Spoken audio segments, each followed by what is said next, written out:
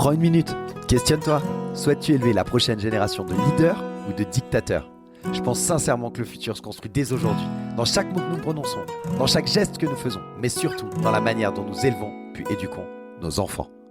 Salut à toi, bienvenue dans la saison 2 d'Ensemble Impactons Demain, renommée pour l'occasion Ensemble Impactons Demain Éducation, le podcast dédié à l'éducation positive.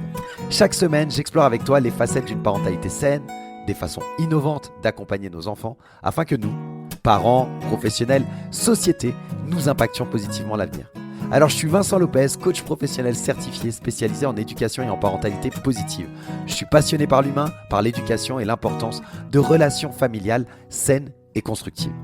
Au programme, je te propose des conseils pratiques, des recherches éclairantes, tout pour t'accompagner dans cette merveilleuse aventure qu'est l'éducation. Ensemble Impactons Demain Éducation, c'est bien plus qu'un simple podcast. C'est un mouvement vers une parentalité consciente et éclairée. Parce que le futur, il commence avec les leçons qu'on enseigne aujourd'hui. Rejoins-nous dans cette aventure pour ensemble impacter l'avenir par l'éducation. Salut à toutes et à tous, bienvenue dans ce nouvel épisode, le numéro 79 de Ensemble Impactons Demain Éducation. Alors aujourd'hui, on termine en beauté, j'ai envie de dire, avec notre échange, on termine notre série avec Julie Coignet, cette naturopathe passionnée. Si ça n'est pas déjà fait, je t'invite fortement à aller écouter les épisodes précédents qui sont des vraies mines d'informations. Dans l'épisode d'aujourd'hui, dans le dernier épisode, Julie, elle va casser des mythes qui sont assez tenaces sur l'alimentation et particulièrement sur le petit déjeuner et notamment sur le petit déjeuner de nos enfants. On parle très souvent des bienfaits du jus de fruits par exemple au petit déjeuner ou des produits laitiers. Bref, Julie, elle va nous montrer que les choses, elles ne sont pas toujours ce qu'elles semblent être. Tu vas pouvoir découvrir des révélations assez surprenantes. Et puis, elle nous partage aussi des conseils pratico-pratiques pour améliorer la santé de toute ta famille. C'est une discussion qui est assez ouverte, qui est honnête, qui est décomplexée, qui est pleine d'informations précieuses. Elle va partager des ressources également, des livres, des auteurs, etc. Et on va parler aussi de son podcast, Quinoa, avec un K, qui est vraiment une pépite. Moi, j'adore et je t'invite à écouter jusqu'au bout l'épisode parce qu'elle en parle très bien pour que tu saches où le trouver et de quoi ça parle. Elle va nous expliquer aussi, dans l'épisode d'aujourd'hui, pourquoi c'est essentiel d'apprendre à écouter son propre corps et celui de ses enfants. Et nous, en tant que parents, pourquoi on doit être très attentif à ce genre de choses. Alors voilà, comme d'habitude, installe-toi confortablement et embarque avec nous dans cet épisode qui est captivant. Je m'excuse par avance, il y a eu quelques petits problèmes de son. J'ai essayé de réduire au maximum, ça ne devrait pas trop te déranger dans l'écoute. Voilà, ça fait partie des inconvénients de l'enregistrement numérique. Je te souhaite une bonne écoute et je te retrouve à la fin pour la conclusion. À tout à l'heure, bonne écoute. Après, j'aurais plutôt envie, parce que je trouve que c'est peut-être plus rigolo, de casser une ou deux idées reçues plus sur l'alimentation, tu vois, qu'on peut avoir. Ouais. Il y en a une principalement, il y en a deux, on va dire, qui reviennent souvent et qui en plus concernent les enfants. La première, c'est le fameux jus de fruits du matin qui donne plein de vitamines et que les gens sont souvent très fiers quand je fais une journée type de me dire, alors je commence toujours ma journée avec un jus de fruits, genre la naturo, elle va trouver ça génial, alors je vais lui dire. Il y a en gros, dans le jus de fruits, la plupart du temps, il est industriel déjà, donc il n'y a plus grand-chose de nutriments, de vitamines, etc. Par rapport à ce qu'il y avait au départ dans le fruit. Et ensuite, quand on fait un jus, même si on le fait à l'extracteur et qu'on le fait à la main à la maison, quand c'est un jus de fruits, on enlève les fibres et donc du coup, il reste que le sucre et donc c'est assimilé très rapidement. Donc c'est un pic énorme. On parlait de la glycémie tout à l'heure. Ça fait monter le taux de sucre dans le sang hyper rapidement.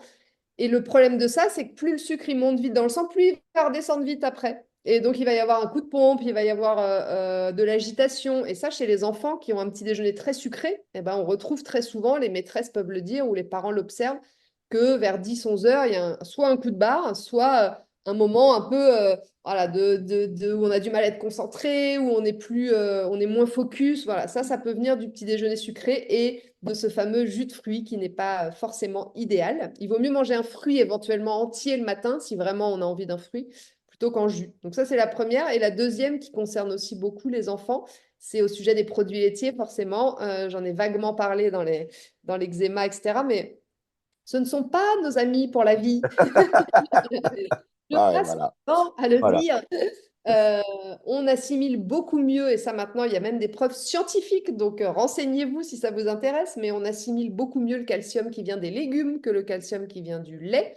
Et en plus, les laitages, encore une fois, en excès, en grande quantité, hein. Je blâme pas les produits laitiers comme ça de temps en temps.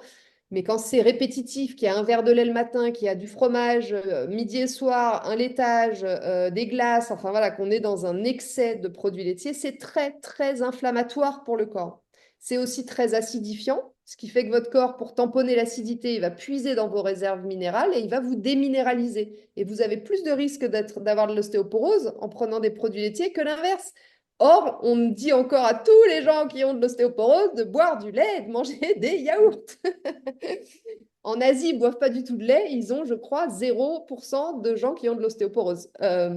Donc, ça veut bien dire qu'ils arrivent à avoir du calcium et, dans autre chose que dans du lait. Voilà, donc ça, c'est mon deuxième petit mythe, ou même petit coup de gueule, je dirais. Ouais, mais ça rejoint voilà, ce que je disais tout à l'heure, où j'espère que les choses changeront, parce que je trouve assez fou qu'on ait encore des recommandations comme ça, avec tout ce que l'on sait aujourd'hui. Alors, bah voilà, on sait aussi que les études, ça met entre 5 à 10 ans à venir pour le grand public, quand il y a des découvertes qui sont faites et que ce soit vulgarisé et que ça rentre dans la conscience générale, je dirais. Mais c'est vrai qu'on en apprend enfin, tous les jours. Il y a des chercheurs sur l'alimentation, il y a des recherches qui se font à travers le monde entier et très régulièrement. Donc, c'est assez fou, je trouve. Après, il faut aussi avoir conscience que les gros industriels n'ont pas forcément très intérêt à ce qu'il y ait des études aussi qui sortent. Donc peut-être que ça ralentit aussi un peu le processus parce que finalement, ça intéresse qui de payer de financer des études pour dire que le lait de vache, alors qu'on est un gros pays producteur quand même, n'est pas très bon en excès. Encore une fois, attention, Oui, oui, hein, tout on à peut fait. consommer, hein, si on n'a pas de maladie inflammatoire, etc. On peut tout à fait manger un peu de fromage de temps en temps, un yaourt, une glace. Moi, je parle de l'excès, c'est-à-dire plusieurs fois par jour, tous les jours. Là, au bout d'un moment, pour le corps, c'est compliqué. Mais qui a vraiment intérêt à, à valider ça scientifiquement? Pas grand monde. Donc, le mieux, comme je dis souvent, c'est faites le test sur vous, en fait. Vous avez des douleurs au ventre, vous avez des problèmes de peau, quels que soient vos soucis de santé, essayez des choses. Allez voir une naturo ou pas, mais essayez, enlevez les produits laitiers quelques semaines et peut-être que vous allez vous rendre compte par vous-même que vous êtes mieux. La meilleure manière, c'est pas de croire qui que ce soit, c'est de tester sur soi. Donc voilà, ça peut être une idée pendant les vacances de faire un petit test. Exact, exact. Il y a plein de choses pour le remplacer en plus dans cette période. Donc. Mais oui, oui. Super. Alors, on en a parlé très rapidement, mais tu animes un podcast. Moi, c'est le média par lequel je t'ai découvert. Un podcast qui s'appelle Quinoa avec un K. On mettra bien sûr tous les liens de toute façon dans la description. On a parlé aussi de ton e-book. Enfin, je mettrai tout ça. Euh, Est-ce que tu peux, c'est le moment où on peut promouvoir ton podcast. Est-ce que tu peux nous en parler, le présenter? Enfin, voilà. Yes. Comme d'hab, je vais être assez succincte, hein, vous l'avez compris. Moi, j'aime bien aller dans le vif du sujet. Donc, c'est le podcast de la digestion, voilà, pour être très simple, mais aussi du bien-être naturel. En fait, je suis persuadée que la qualité de notre digestion, de notre microbiote, impacte, influence notre santé générale et donc notre bien-être global. Donc, j'ai envie de vous aider à travers ce podcast, déjà dans un premier temps à comprendre pour mieux apprivoiser votre système digestif, parce que je suis persuadée que si on comprend ce qu'on fait, on est beaucoup plus efficace et pertinent dans nos choix. Donc déjà comprendre comment ça fonctionne. Donc j'ai plein de petites chroniques dans lesquelles je vous explique le fonctionnement par différents biais d'entrée, et aussi vous expliquer les conséquences d'un ventre ou d'un microbiote qui est déséquilibré, et enfin tout ce qui peut l'impacter de près ou de loin. On a beaucoup parlé de l'assiette, mais finalement, quand on creuse, on se rend compte que même l'air qu'on respire peut impacter notre microbiote, les produits qu'on met sur sa peau, ce qu'on boit, le stress, les émotions, enfin bon, il y a vraiment beaucoup de choses. Donc, je vous sensibilise aussi à ça, à tout ce qui peut impacter de près ou de loin votre ventre. Et donc, vous l'avez compris, par conséquence, votre santé et votre bien-être. J'ai une devise, en fait, qui résume assez bien tout ça, qui est quand le ventre va, tout va. Ouais, super, Voilà. ah, sympa. Euh, Et donc, il y a un épisode toutes les semaines, le jeudi, un nouvel épisode toutes les semaines, et il est disponible sur toutes les plateformes d'écoute, Apple Podcasts, Spotify, Deezer, voilà, tout ce que vous, toutes les plateformes sur lesquelles vous écoutez de la musique ou déjà d'autres podcasts.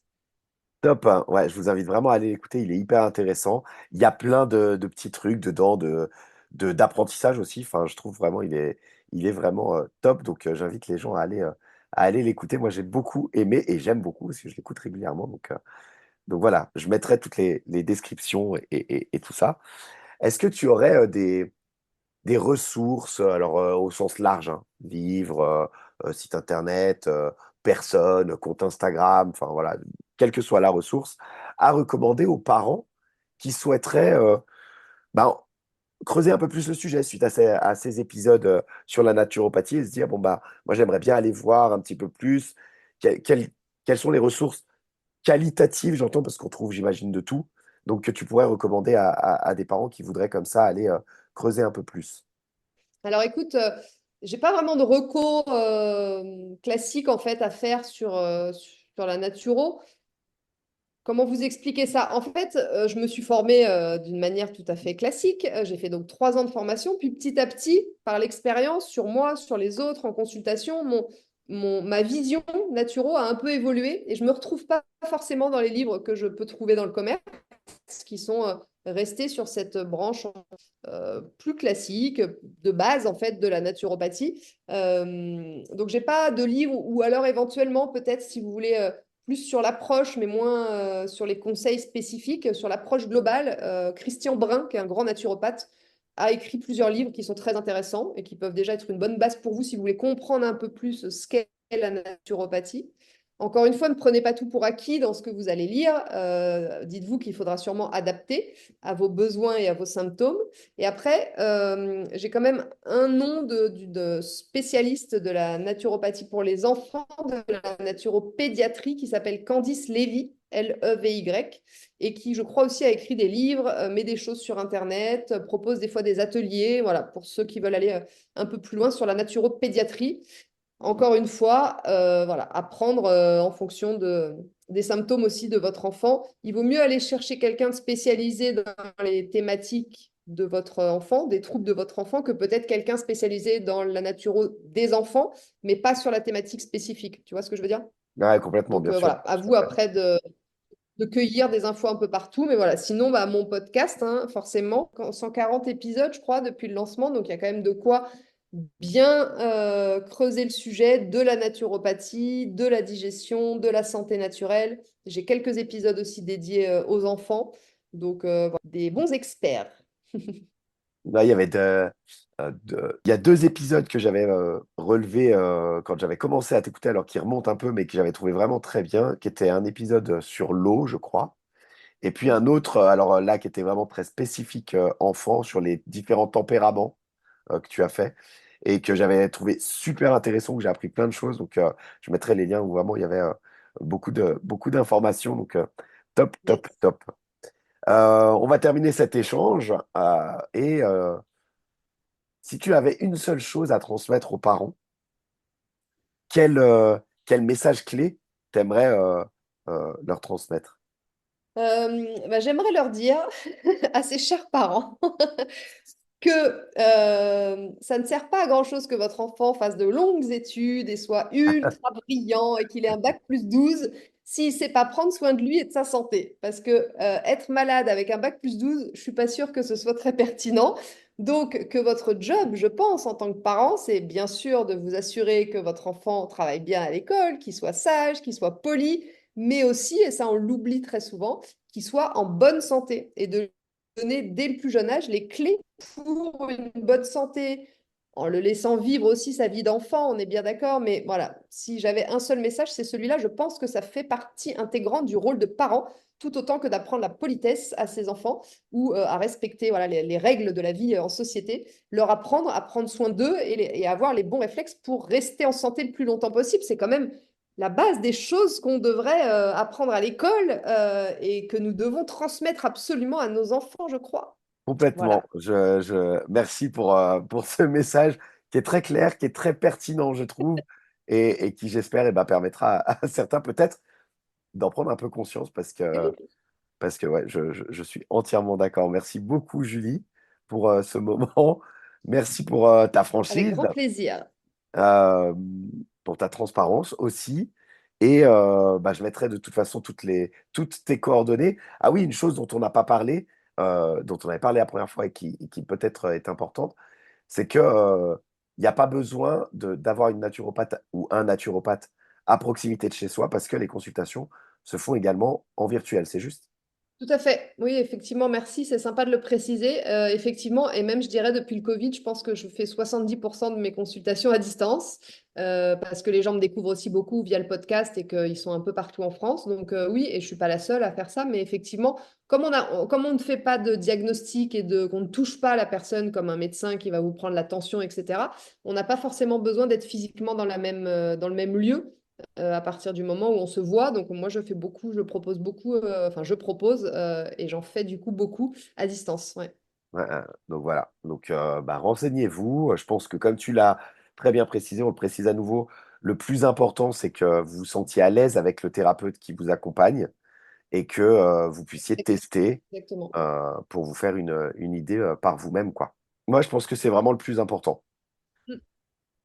Top. Merci beaucoup, Julie. Je te souhaite. Ah non, une dernière chose que tu m'avais précisé peut-être, on mettra le lien. Tu as un atelier prévu, je crois, à la rentrée, non? Ah oui, c'est vrai. Je t'en ai pas reparlé. Ouais. Euh, Écoute, je suis pas sûre de le faire pour la. Alors, je vais dire au premier trimestre parce que je suis Ok. pas finalement sûre de le faire vraiment pour la rentrée. Mais oui, je peux en parler. Effectivement, donc dans l'enchaînement des choses à distance. Et puis, je suis en train de préparer aussi, peut-être que ça peut intéresser certains parents, une petite masterclass en ligne, un petit atelier dans lequel je vais faire un focus justement sur l'alimentation et les enfants, sur la naturopathie et les enfants, mais plus spécifiquement, pardon, sur l'impact de l'alimentation par rapport à leurs problématiques, troubles ORL récurrents, etc. Donc voilà, ça sera soit un live, soit un petit atelier préenregistré que vous pourrez prendre à la carte quand vous le souhaitez. Ça devrait sortir, je pense, avant la fin de l'année. Allez, on va dire, avant la fin de l'année 2024. Ok. Bah écoute, je mettrai toutes les coordonnées pour que les gens puissent te suivre et puis avoir les informations. Voilà. Sur Top. Instagram, ma newsletter, si vous rejoignez un de mes canaux d'expression, on va dire, vous serez informé de la nouvelle. Trop bien. Et ben, je te remercie. Je mets tout ça dans les descriptions des épisodes. Et puis, j'invite tout le monde à aller écouter à nouveau ton podcast qui est vraiment que j'ai beaucoup aimé. Merci beaucoup, Julie. Merci à toi, À c'était un bientôt. plaisir. Mais oui, À grand plaisir bientôt. partagé. À bientôt. Merci. Et voilà, c'est la fin de notre épisode et de notre échange même complet avec Julie Coignet. J'espère que cet échange, ces informations, elles t'ont éclairé et qu'elles t'aideront ou qu'elles t'ont déjà peut-être aidé à faire des choix plus sains pour toi, pour ta famille, pour tes enfants. J'ai envie de remercier à nouveau Julie. Merci beaucoup Julie d'avoir accepté de partager avec nous une partie de tes connaissances. Merci pour tous les conseils que tu nous as transmis. Et puis bien sûr, merci à toi qui nous écoutes. Merci d'avoir été présent cette semaine, aujourd'hui et peut-être même les épisodes précédents, les semaines précédentes. Merci d'avoir écouté cet échange que moi j'ai trouvé vraiment passionnant avec Julie Coignet, naturopathe. Pour récapituler ce qu'on a vu ensemble aujourd'hui très rapidement, pourquoi le fameux jus de fruits du matin, c'est pas toujours finalement l'ami qu'on croit, et également pourquoi les produits laitiers en excès, on a insisté sur le fait qu'on parlait vraiment de l'excès et pas de diaboliser tous les produits laitiers, mais ça peut être plus nuisible que bénéfique. C'est des mythes qui étaient bien ancrés, qui sont bien ancrés encore aujourd'hui dans nos habitudes et qui méritent d'être re-questionnés, revisités pour le bien-être des petits et des grands également. On a parlé de livres, des auteurs, on a parlé du podcast de Julie que vraiment je t'invite à aller écouter. Je te mets dans la description les 2 épisodes que moi j'ai préférés, en tout cas en lien direct avec les enfants, parce qu'il y en a plein que j'ai adorés, mais disons ceux que j'ai trouvés en lien direct avec les enfants, je te les mets, ils sont super instructifs, ils sont disponibles sur toutes les plateformes et elle y partage encore plus d'astuces et de connaissances sur la santé en général et la naturopathie.